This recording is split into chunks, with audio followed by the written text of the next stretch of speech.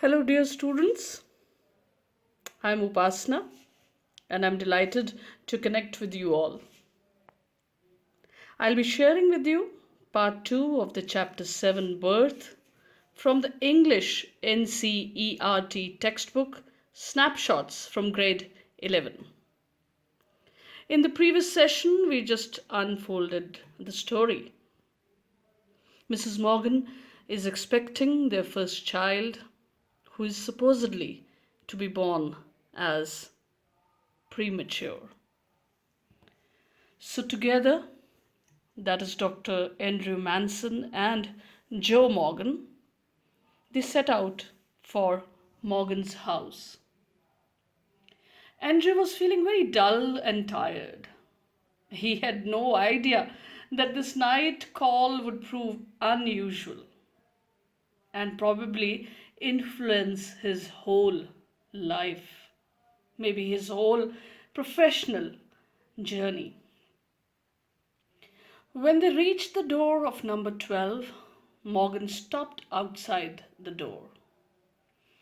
He said that he won't go in. Inside, a narrow stair led up to a small bedroom.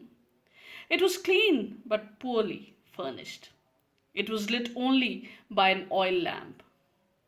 Mrs. Morgan's mother was sitting beside the patient. She was a tall, grey-haired woman of nearly 70. An elderly midwife was also there. Both of them watched Andrew's expression as he moved about the room. Since there was a period of waiting, Andrew waited in the kitchen. Soon he was lost in his thoughts about Christine, his lady love. An hour later, he went upstairs again. He noted the progress made and came down once more. He sat down by the kitchen fire. At last, the nurse's voice was heard calling from the top landing. Andrew looked at the clock. It now showed 3:30.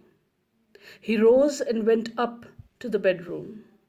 He saw that he could now begin his work. An hour passed. It was a long, hard struggle. Then, as the first rays of the dawn appeared, the child was born lifeless. As Andrew looked at the lifeless form, a shiver of horror went through his body.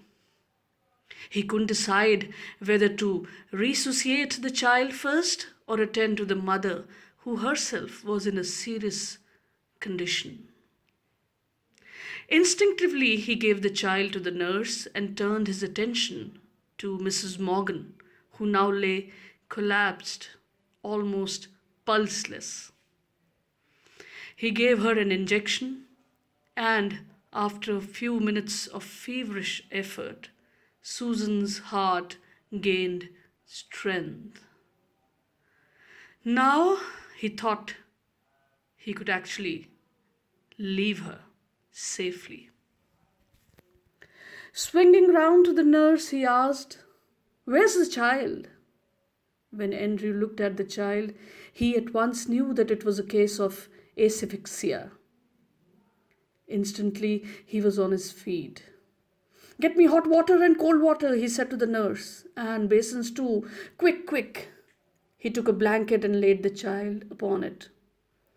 Then he began the special method of respiration. The basins arrived. Andrew put cold water into one basin. Into the other he mixed water as hot as his hand could bear. Then, like a crazy juggler, he hurried the child between the two basins. Now he plunged it into the icy water, now into the hot one. 15 minutes passed. Sweat was now running into Andrew's eyes.